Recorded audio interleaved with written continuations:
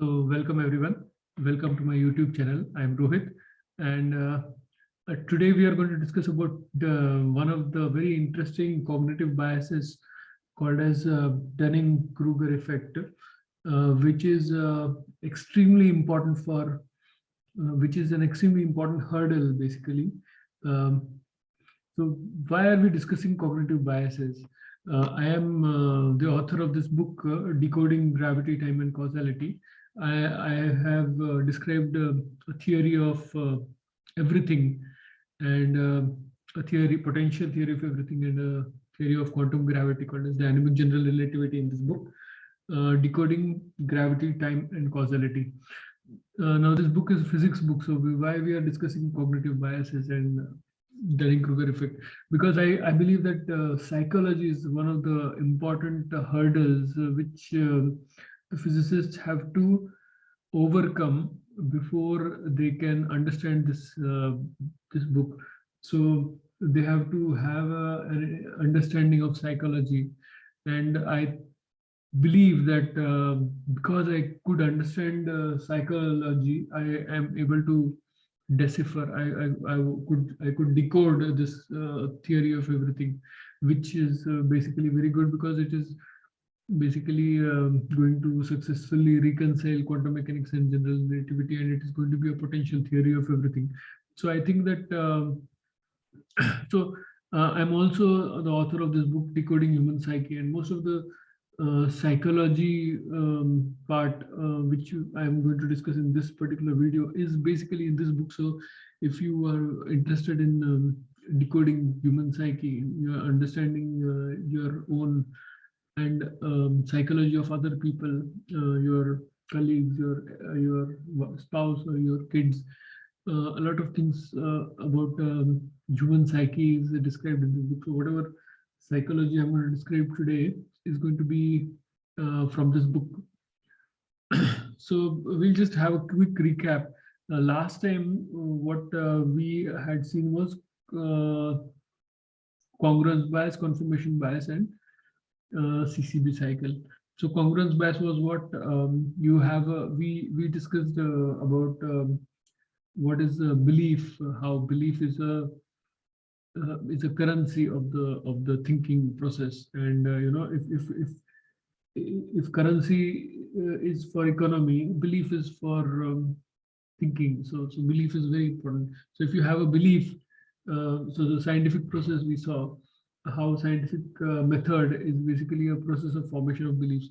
So if you have a belief and if you are trying to see that belief everywhere, that's called confirmation bias. And if you are asking the questions to make the belief right, then that's called as congruence bias. Means it's basically like if you are a string theorist and if you feel okay reading a paper of string theory, but you are not okay reading a paper of loop quantum gravity, then that is basically you're confirming your belief, because you know that string theory is right and loop quantum gravity is wrong. You know that in your mind, this is belief in you. So if you come across a paper which is in string theory and you feel happy about it, you feel comfortable reading that paper, you are basically your psychology is deriving pleasure out of it. So it's a confirmation bias. And if you keep on writing a paper only on string theory and your thinking is not going towards loop quantum gravity, you don't want to think towards loop quantum gravity, you don't want to think out of the box, you are limited to that particular thinking. You are not comfortable reading anything out of the box. You don't want to read if you are thinking about string theory, and you don't want to read about other approaches like geometric unity or like entropic gravity, or for that matter my book dynamic general relativity. So you are basically into your rabbit hole. Your mind has to come out of the rabbit hole. So you are basically indulging in congruence bias. So we also saw about how, you know, one person with congruence bias writes a paper and then it adds to the confirmation bias of the other scientists, and then this creates his his belief bias is increased, and then this congruence bias, confirmation bias, belief bias, it keeps on happening with multiple scientists. So they keep on, they keep on increasing their belief biases with this, and this is how the confirmation bias, congruence bias, they interact. So anyhow, so this is what we discussed in the previous video. Now today we are going to, before we go into the more interesting part, the Dunning-Kruger effect, I would like to discuss a few things before. There is something called as the subconscious mind, and I have discussed it in a very great detail in my book, The Decoding Human Psyche. Unfortunately, many of the psychologists do not agree that subconscious mind, they don't like the term subconscious. They like the term unconscious mind rather than subconscious mind. I don't know why, but so many of the typical psychology literature will not have the subconscious mind, but there is basically something within our consciousness which is there in our mind, and which is basically very powerful, and it controls a lot of our functions. So you have to understand the subconscious mind, and yeah, so basically there are two other things which you need to understand: the Kahneman systems, and which is basically described by Daniel Kahneman, who is an award-winning psychologist. He described system 1 and system 2. But unfortunately, he did not mention the subconscious mind in his book.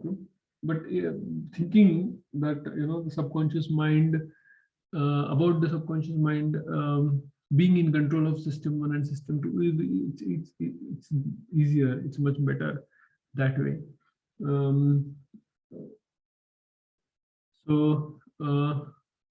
We will understand these two aspects actually, Kahneman systems and how it relates to subconscious mind, before we go into the Dunning-Kruger effect. So system 1 of Kahneman, it is basically the fast thinking system. It is an intuitive, emotional kind of a system.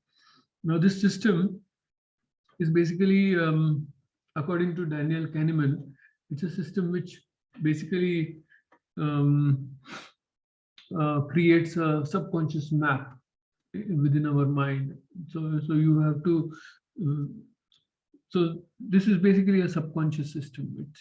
It makes a subconscious, it's a part of a subconscious mind probably, and it creates a subconscious map of what is right and what is wrong, or what is good or what is bad, what gives us pleasure or what is not giving us pleasure, or what is giving us pain. So if you are comfortable at home, and if you're comfortable reading a string theory paper, that is basically because your subconscious mind is telling you that, that basically it is creating a wall of belief. So you have created a belief in your mind. Your subconscious mind has created a belief in your mind that, this particular thing is right or this particular thing is wrong. This is basically not only related to physics, it's related to psychology in general. So it is related to anything. So the subconscious mind, or the system 1 of Kahneman, it is basically involved daily, every day, in formation of beliefs. So if in a Christian household, some Jesus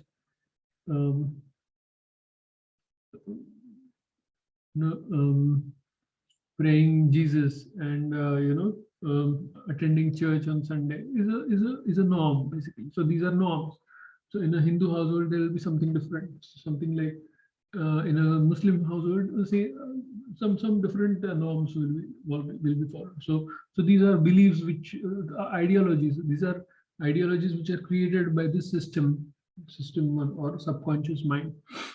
So this is basically emotional system, intuitive. So it's a fast acting system. There are some problems or limitations of these systems. One of them is what is called as a YCIT phenomenon. What is it? This system is basically fast, so it wants the answer to the question which is in front of you very rapidly. So you don't have time to think. You don't have time to um, algorithmically um, understand the question and all. So you cannot. If you don't have evidence for a particular thing, you disregard that. So what YCIT is, what YCIT phenomenon is, what you see is all that is. So if you see something, um, if you the reality might be that you don't have enough knowledge about something, but you will disregard that if you're using the system one. So basically, whenever you are um, thinking about something, you have a option of thinking in you're using system one or system two. So it's a important which system you are using. So if you're using a system one, then you have these limitations. So you will not you will disregard the fact that you don't have enough evidence to form firm conclusions and all. So this is basically what is called as YCIT phenomenon, and basically the system one jumps onto conclusion. So this system one is very important, and most of the time actually it's a default system, or it is a autopilot mode.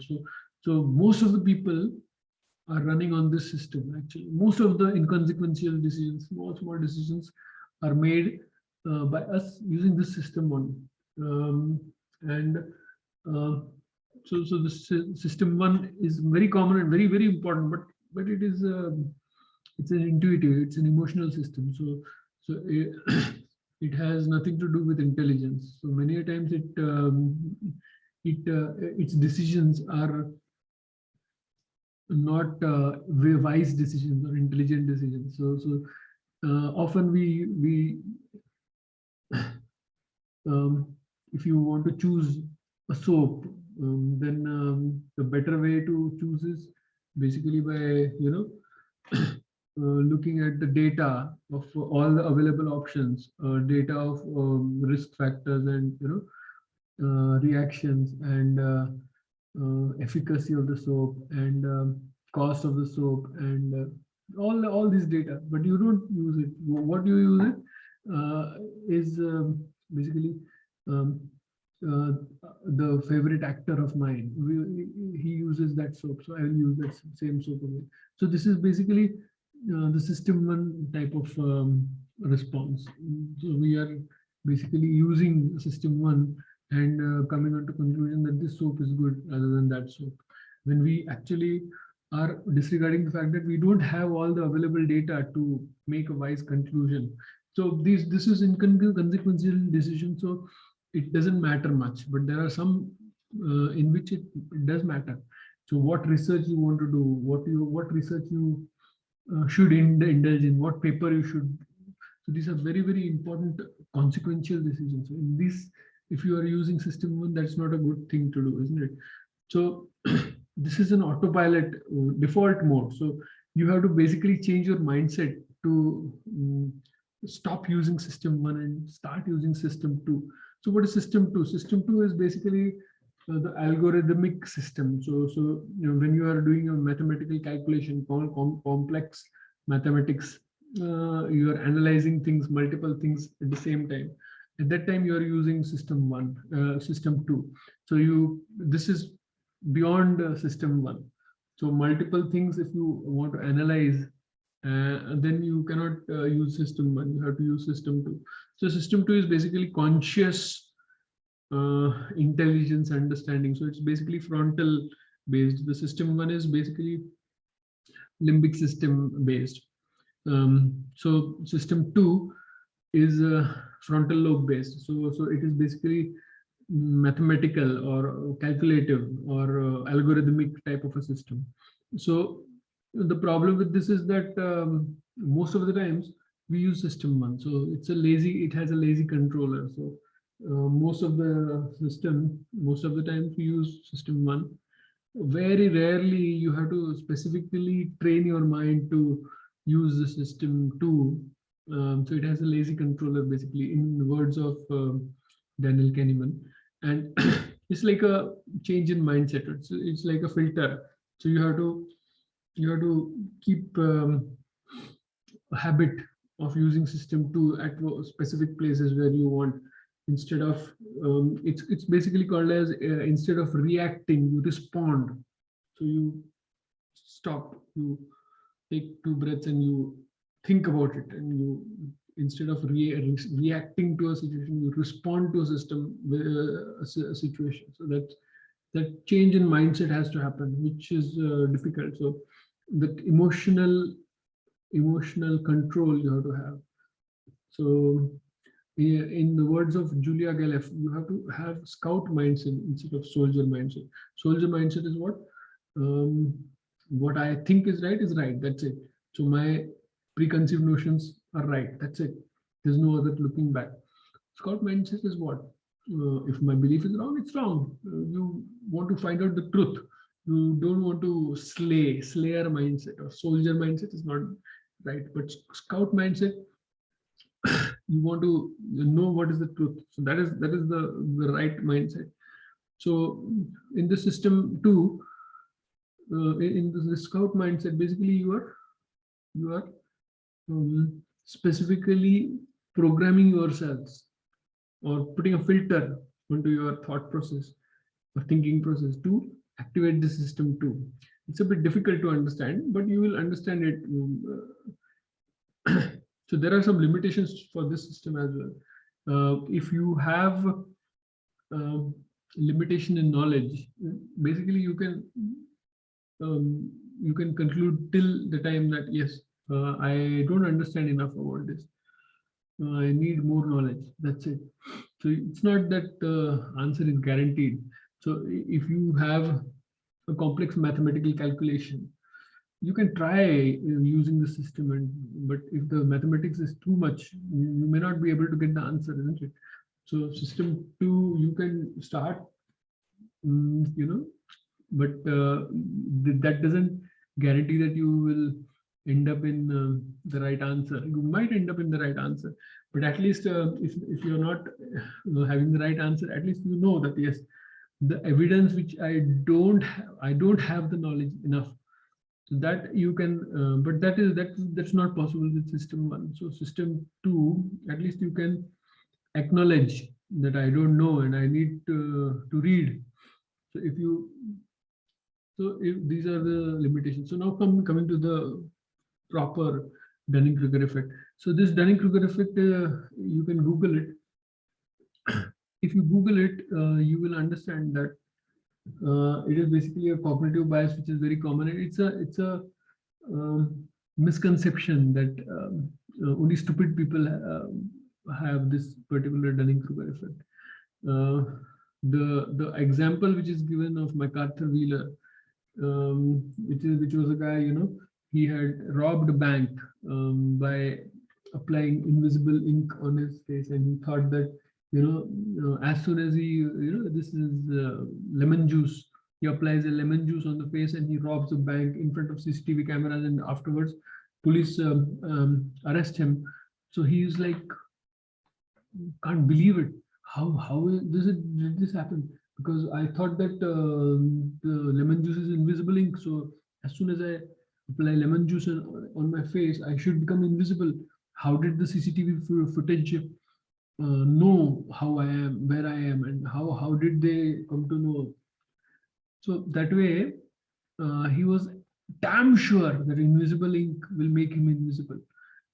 So this damn sure is basically Dunning-Kruger effect. But really speaking, actually, this is an extreme example of Dunning-Kruger effect. The Dunning-Kruger effect, incidence of Dunning-Kruger effect is actually 100%. So everyone at some point of time in their lives has utilized this Dunning-Kruger effect. So there are some examples I can give you. Imagine that you are trying to read a paper. You are a string theorist and you try to read a paper on loop quantum gravity. Sometimes what happens is that you have a preconceived this thing that no, this paper is wrong. Even before you read the paper, you think that this paper is wrong. This happens all the time with Mond and all. People who are, that you believe in dark matter and you are reading a paper on Mond, so you know all before itself that no, the Mond is wrong, so this paper cannot be right. So you are basically reading the paper to find out the faults in the paper, which is wrong actually, which is absolutely wrong. Which is basically you are indulging in Dunning-Kruger effect because you have no idea what the paper has. So basically, the total evidence for the paper for why the paper, what are the good things about the paper or the bad things about the paper, you don't have any idea about it. But still, you basically say, okay, no, I don't need to read that paper. I know that Mond is already wrong. Like that, same thing is there with books actually. If you are reading if you want to buy a book, if you are trying to decide what book to buy, and many times you say, no, I know this author, he doesn't know anything, but I know what he must have written in this book. So about this book also the same thing might happen to a lot of physicists. I know what is this, some nonsense guy writing some nonsense thing. I know already about dynamic general relativity. So you are basically using your system one and your preconceived notions that whatever physics I know is the ultimate physics, and there cannot be any other physics. And basically, this theory is wrong. Basically, I don't need to read this theory.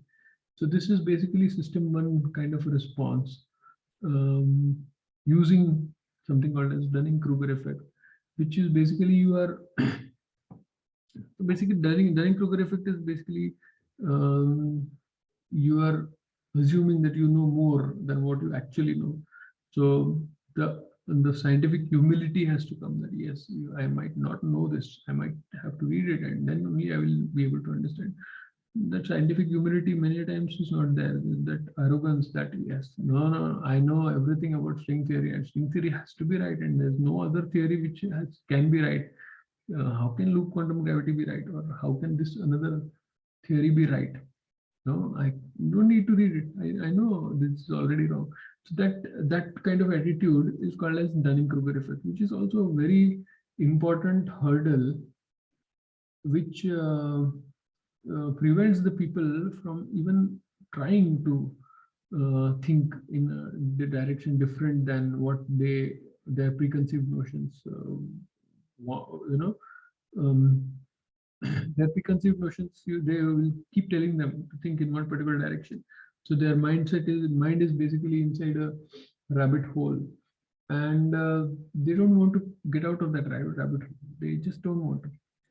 So I think that this you have to be aware of this Dunning-Kruger effect, and you have to actively avoid going into that direction. You have to keep telling to yourself that yes, my preconceived notions are basically notions. They are beliefs, so they can be wrong. There can be something different other than this. So whatever physics we know, we already know that quantum mechanics and general relativity are not reconcilable yet. So there is something more than what we don't know yet. So we have to have that humility. Until you have that humility that whatever we know, a part of it is not right, and we need something more.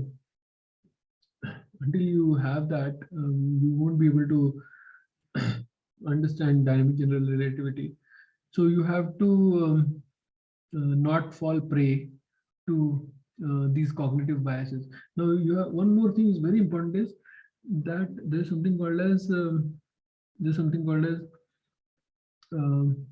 bias, or there's something called as ostrich bias. So a person who is having a cognitive bias has an absolute belief that I am not biased. So I am basically, how can I be biased? I am a genius. I have so many publications in physics, so I cannot be biased. So the person who has a cognitive bias many a times doesn't understand that he has a bias, or he has these psychological effects um, are working in the mind.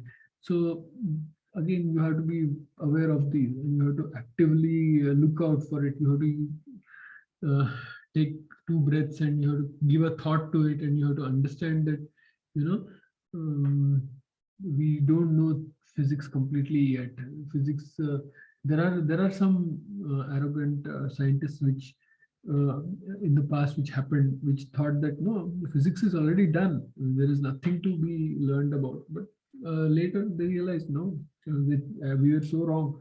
We don't know anything at all. After that, quantum mechanics emerged, and then suddenly everyone like, wow, what happened?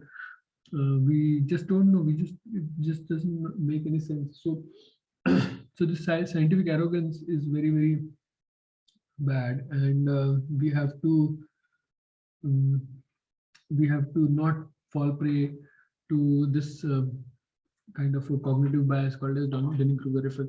So the next time we will discuss belief bias and all the other biases. And thank you very much for your attention.